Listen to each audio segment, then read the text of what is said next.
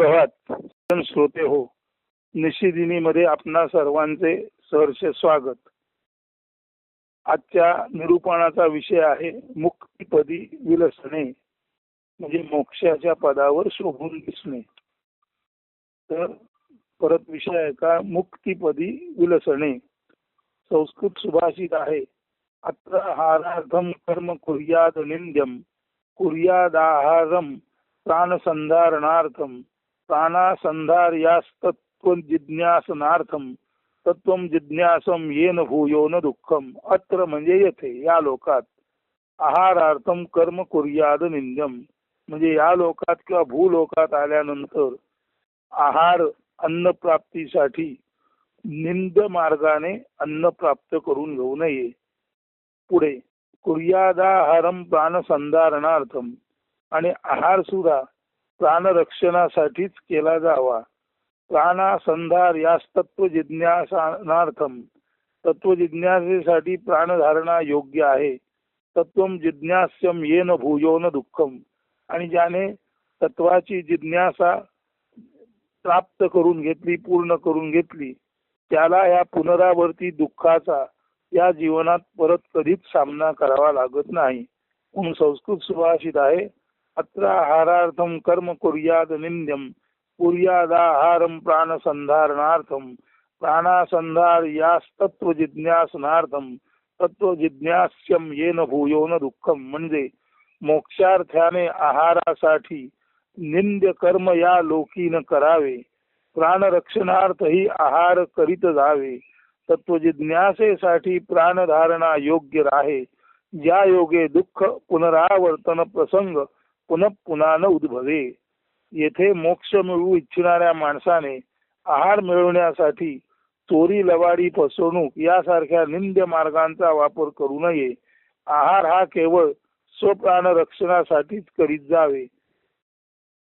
प्राण सुद्धा तत्वज्ञान जिज्ञासा पूर्तीसाठी धारण करावेत, किंवा तत्वाचं ज्ञान करून घेण्यासाठीच प्राणाचं संधारण करावं.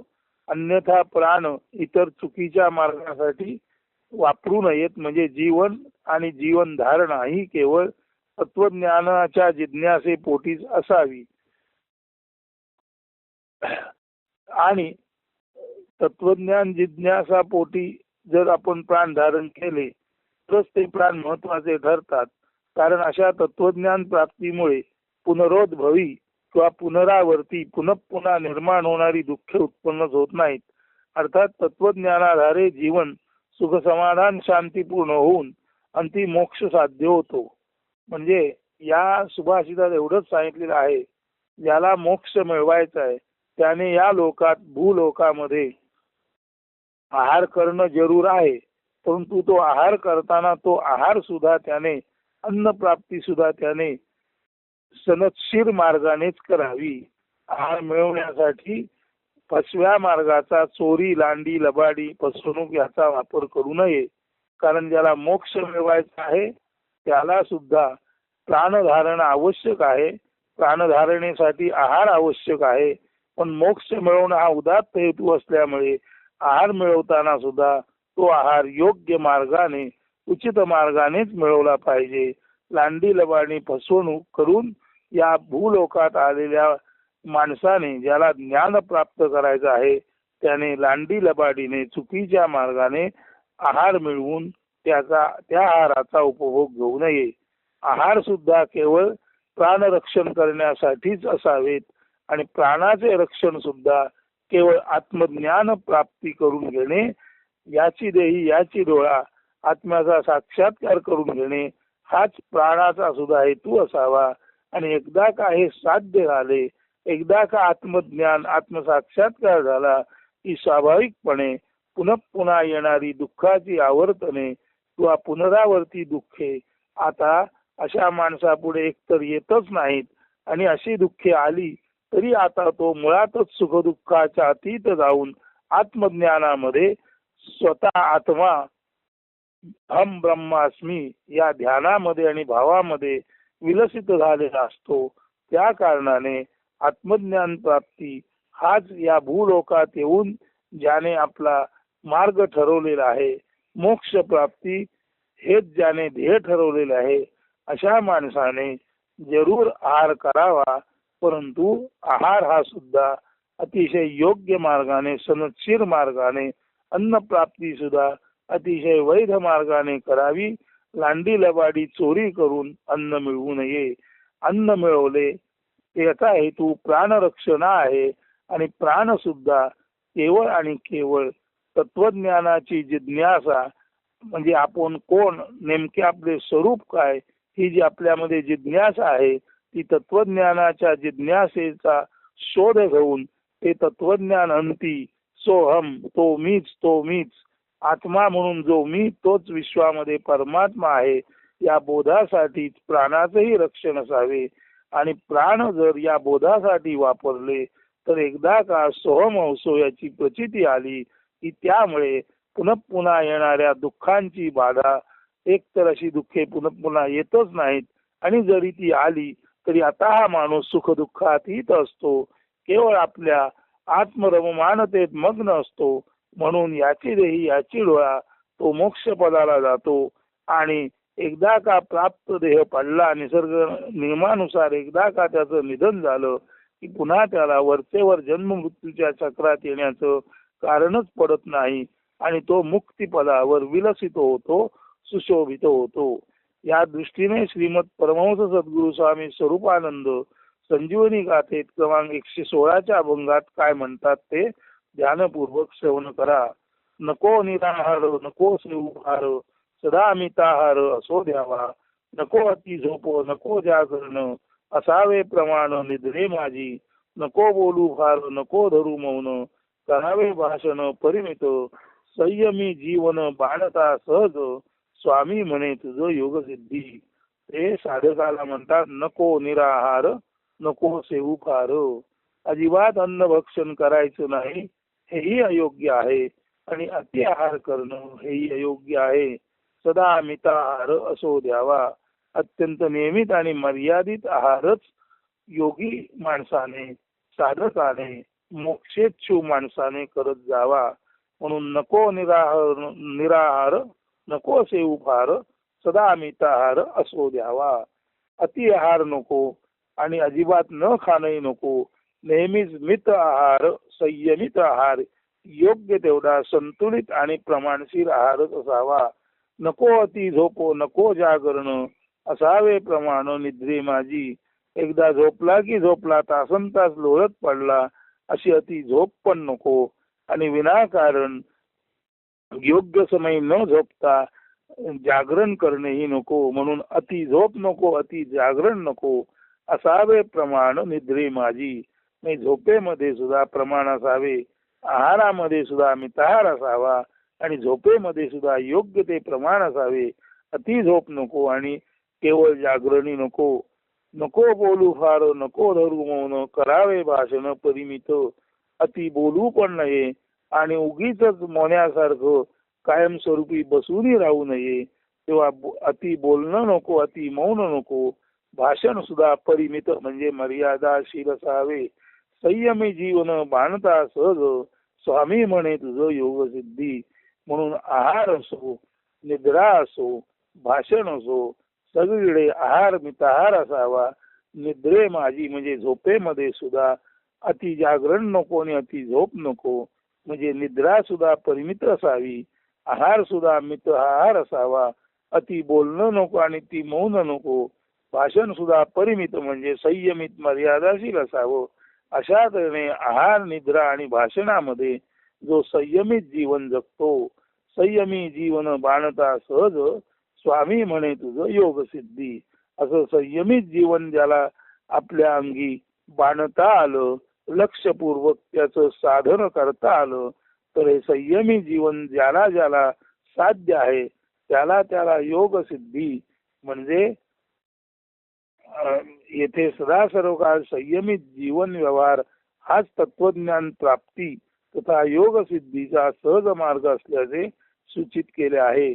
म्हणून मिताहार, निद्रा सुद्धा अति नाही निद्रा आणि पूर्ण जागरण नाही, बोलणं सुद्धा अति नाही किंवा मौन सुद्धा अति नाही. अशा तऱ्हेने मिताहार मित निद्रा आणि मित किंवा परिमित भाषण अशा तऱ्हेचं संयमी जीवन जर आपणाला साध्य झालं तर स्वामी म्हणतात, परमहंस स्वामी स्वरूपानंद म्हणतात, अरे साधका, तुला सहज योग सिद्धी होईल. म्हणजे तू आणि ब्रह्म हे वास्तवार्थाने केवळ एक आणि एकच आहे याचे तुला ज्ञान होईल.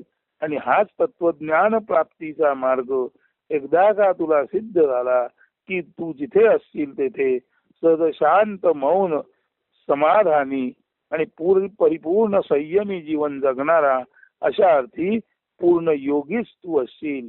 आता हे जसं त्यांनी तत्वज्ञान प्राप्तीसाठी संयमित जीवनाचं महत्व सांगितलं आहे आणि वरती जसे वशिष्ठ महामुनी म्हणतात की या जगात जो जन्माला आला त्याला जर मोक्ष साध्य करायचा असेल तर त्याने आहार जरूर करावा, परंतु तो आहार किंवा ते अन्न मिळवताना अनुचित मार्ग, लांडी लबाडी, फसवेगिरी अशा चुकीच्या गोष्टीचा आश्रय करू नये. इतकंच नव्हे तर आहार सुद्धा केवळ प्राण रक्षणासाठीच असावेत.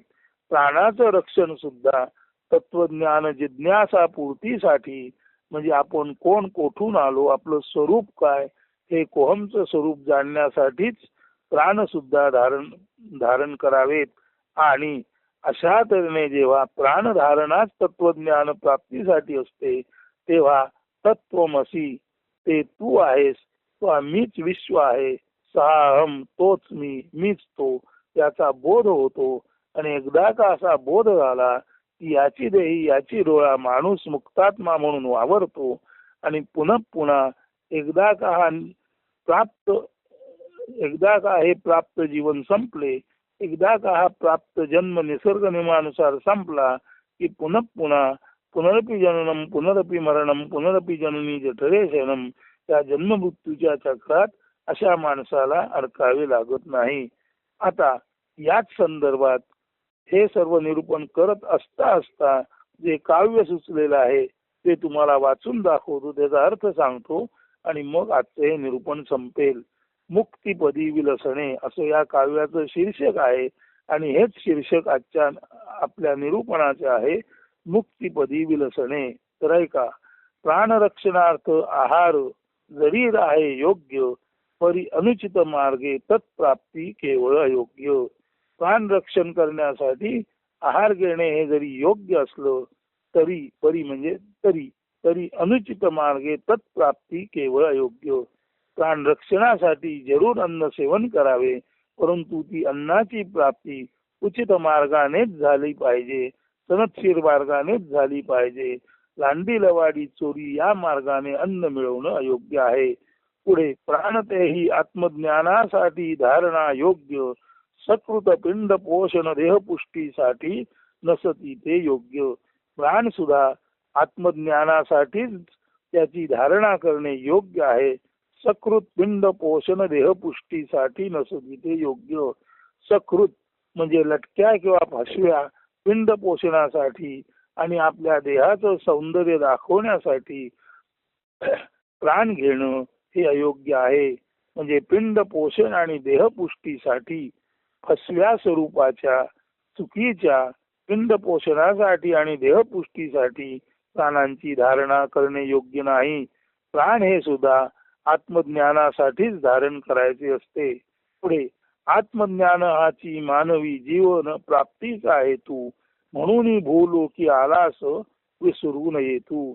आत्मज्ञान प्राप्ती हाच मानवी जीवन प्राप्त जन्मात तुला जे उपलब्ध झालेले आहे त्याचा हेतू आहे. आत्मज्ञान हाची मानवी जीवन प्राप्तीचा हेतू. तुला जे मानवी जीवन प्राप्त झाले आहे त्याचा हेतूच आत्मज्ञान मिळवणे आहे. म्हणून भूलोकी आलास विसरू नये तू. लक्षात घ्या, मानव हा सर्वोच्च उत्क्रांत प्राणी आहे आणि सर्वोच्च उत्क्रांत म्हणून मानव म्हणून आपण जर जन्माला आलो असू तर आत्मज्ञान प्राप्ती हाच आपला जीवनाचा मुख्य हेतू आहे आणि यासाठीच आपण भूलोकी मानव म्हणून आलो आहे. म्हणून आत्मज्ञान हाची मानवी जीवन प्राप्तीचा हेतू म्हणून भूलोकी आलास विसरू नये तू. मानवी जन्म हीच परमेश कृपा, परमेश शोध बोध प्राप्ती हीच आत्मकृपा. खरे तर मानवी जन्म हीच त्या प्रभूची कृपा आहे आपल्यावर. आणि त्या प्रभूने ज्याने आपल्याला मानवी जन्म दिला त्या प्रभूचा परमेश्वराचा शोध आणि बोध घेणे, त्याची प्राप्ती करणे. तेव्हा परमेश्वराचा शोध बोध आणि त्याची प्राप्ती हीच खऱ्या अर्थाने आत्मकृपा आहे. आत्मा तो भगवंत, भगवंत तो आत्मा. आत्म्यालाच भगवंत म्हणतात आणि भगवंतालाच आत्मा म्हणतात. तो चितू समजून घेई स्वरूपी निजात्मा. आत्मा म्हणजेच भगवंत आणि भगवंत म्हणजेच आत्मा. बाबा रे मानवा, तो तूच आहेस, तो तूच आहेस हे समजून घेई स्वरूपी निजात्मा. हे तुझ्या जाणीव शक्तीद्वारे तुझ्या आत सोहमवसो या पद्धतीने जी सांगीतिक प्राण ऊर्जा वर खाली होत आहे, ती सोहमवसो सांगणारी प्राण ऊर्जा, ते जी म्युझिकल नोट आहे, ती जी सांगीतिक रचना आहे श्वासरूपी सोहम हौसो सोहम हौसो, हे जे तुला आतून कळते, ते आतून तुला जे कळते तोच तो निजात्मा म्हणजे तुझ्या हृदयातील आत्मा आहे. आणि तुझा निजात्मा म्हणजे तू आहेस आणि तू म्हणजे निजात्मा आहेस. आणि तुझा आत्मा हाच खऱ्या अर्थाने भगवंत आहे. म्हणून आत्मा तो भगवंत, भगवंत तो आत्मा. तो चितू समजून घेई स्वरूपी निजात्मा. हे मानवा, तुझ्या स्वरूपाच्या आत निज आत्मा म्हणून हे जे प्राण स्पंदन पावत आहेत, त्या प्राणाचे स्पंदन म्हणजेच खऱ्या अर्थाने तुझ्या अंतर्गत आत्म्याची हालचाल आहे. याला ज्ञान रूपाने ससंवेद्य आत्मजागृती म्हणतात. म्हणून निजात्मा हा ज्ञान पातळीवर ससंवेद्य आत्मशक्ती आहे आणि प्राण पातळीवरती प्राण रूपाने प्राण्यांमध्ये राहणारा तो प्राण आहे. परंतु मानव हा सर्वश्रेष्ठ प्राणी असल्यामुळे सर्वश्रेष्ठ मानवामध्ये राहणारे प्राण हे सर्वश्रेष्ठ प्राण आहेत. म्हणून प्राण हाच ईश्वर आहे, प्राण हाच भगवंत आहे. तोच निज रूपातील निजात्मा आहे. आणि निजात्मा, आत्मा आणि भगवंत हे सर्व एकच आहेत. म्हणून आत्मा तो भगवंत, भगवंत तो आत्मा. तो चितू समजून घेई स्वरूपी निजात्मा. स्वरूपात तुला जो निजात्मा म्हणून स्पंदनात जाणवतो तोच तू असून त्यालाच बाहेर भगवंत म्हणतात. म्हणून स्वरूपी जो निजात्मा स्पंदनात आहे तोच तू आहेस. आणि तोच निजात्मा म्हणून तू जो आत आहेस तोच भगवंत म्हणजे ब्रह्मचेतना म्हणून तू बाहेर आहेस. म्हणून आत्मा तो भगवंत, भगवंत तो आत्मा. तो चितू समजून घेई स्वरूपी निजात्मा. सहावं कडवं आहे, निजरूपी निजात्मा तो बाह्य परमात्मा. तुझ्या जो आत्मा आहे तोच बाहेर सृष्टीमध्ये परमात्मा आहे. तत्वमसी उपदेशी आकळे तुझा तू मुक्तात्मा. निजरूपात जो निजात्मा तोच बाहेरचा परमेश किंवा परमात्मा हे जर तुला कळलं तर तत्वमसी. तर आत्मा किंवा परमात्मा म्हणून तत्वता तूच आहेस हा उपदेश तुला कळेल. आणि तुला तत्वमसीचा उपदेश कळला की तुझा तू मुक्तीदाता आहेस. मानवा, तुझी मुक्ती तुझ्या हातात आहे. म्हणून निजरूपी निजात्मा तो बाह्य परमात्मा. तत्वमसी उपदेशी आकळे तुझा तू मुक्तात्मा. आता नुरे काही करणे भोगणे प्राप्त जन्म सरता केवळ मुक्तीपदी विलसणे. हा अर्थ जर आपणाला नीट कळला असेल आणि त्या अर्थाप्रमाणे जर आपण जीवन जगलात तर या जन्मात येऊन आता अधिक काही करणं भोगणं तुमच्यासाठी नाहीच आहे. या आत्मज्ञान प्राप्तीवरच संपूर्ण जीवन भोगून संपवणं. आणि एकदा का प्राप्त जन्म संपला की पुन्हा वरचेवर जन्म मृत्यूच्या चक्रात येणे तुम्हाला भाग पडत नाही. आणि तुम्हीच केवळ मुक्तीपदी अशीपदी आत्मा परमात्मा निजात्मा भगवंत म्हणून तुम्हीच केवळ विलसित असता, शोभून दिसता. म्हणून मुक्तीपदी विलसणे अर्थासहित सांगितलेलं आहे ते एकदा परत ऐकवतो आणि हे निरूपण संपवतो. प्राणरक्षणार्थ आहार जरी राहे योग्य परी अनुचित मार्गे तत्प्राप्ती केवळ अयोग्य. प्राण तेही आत्मज्ञानासाठी धारणा योग्य.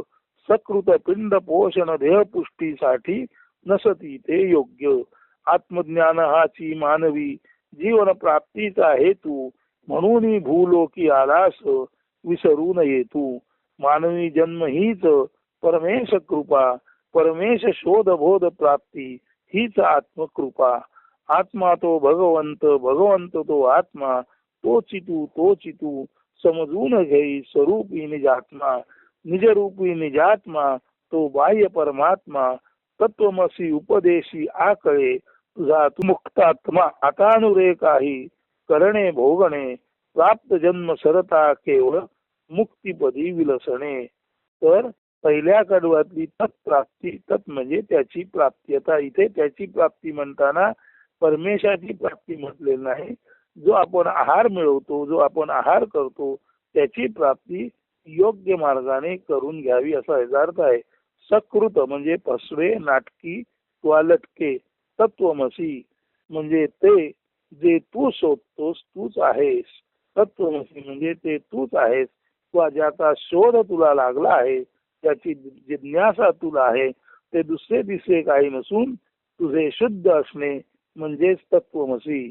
तर हा बोध एकदा आपणाला झाला तर निश्चितच या जीवनात येऊन योग्य आहार घेऊन प्राणरक्षण, प्राणाचं रक्षण सुद्धा केवळ तत्वज्ञान प्राप्तीसाठी आणि तत्वज्ञान प्राप्तीनंतर सहजसाध्य मोक्षाचा लाभ, की जिथे पुनरावर्ती दुःखांना तोंड द्यायचा प्रसंग आला तरी आता असा हा माणूस सुखदुःखातीत झाल्यामुळे याची देही याची डोळा ज्याने मुक्ती मिळवली, तो या प्रस्तुत देहपतनानंतर परत जन्माला येण्याचा प्रश्नच निर्माण होत नाही आणि कायमस्वरूपी तो स्वतःच निजात्मा, आत्मा, परमात्मा, भगवंत म्हणून मुक्तीपदी सुशोभित होतो, मुक्तीपदावर शोभून दिसतो.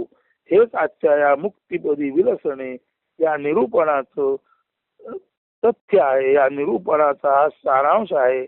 आणि या निरूपणाचे हे जे रहस्य आहे ते तुम्हा सर्वांना गद्य पद्यात्मक सविस्तर विवेचनातून समजावून देण्यात आलेले आहे. आशा करूया की त्या मार्गे आपण सर्व आपला जीवन व्यवहार संयमित ठेवून आणि ज्याला आपण म्हणतो वैध मार्गाने जीवन जगून, वैध मार्गाने जीवन जगता जगता आपली जी प्राणधारण आहे ती केवळ आणि केवळ ओहमचा शोध घेण्यासाठीच असेल. आणि त्या शोधाच्या अंती याची देही याची डोळा आपण आत्मज्ञानाने परिपूर्ण होऊ आणि खऱ्या अर्थाने हा जन्म संपल्यानंतर मुक्तीपदी निजात्मा, परमात्मा, आत्मा, भगवंत म्हणून जे जे काही आहे, जे जे काही सुशोभित आहे ते केवळ आपले शुद्ध असणे असेल याचा आपण विश्वास ठेवावा आणि त्या दिशेने आपण प्रयत्नशील असावे, त्या दिशेने आपला अभ्यास असावा. इतके सांगून मुक्तीपदी विलसणे या शीर्षकाचे निरूपण आज येथेच संपन्न होत आहे. धन्यवाद. अस्तु. सुदिन सुप्रभात.